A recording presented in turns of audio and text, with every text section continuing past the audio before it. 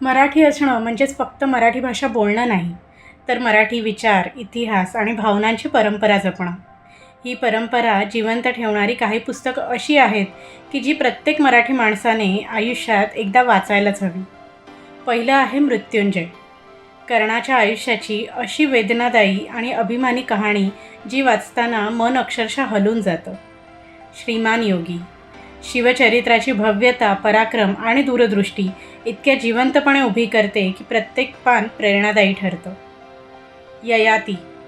मानवी इच्छांच्या, मोहांच्या आणि नैतिकतेच्या सीमांवर नेऊन आपल्याला उभं करतं. बटाट्याची चाळ.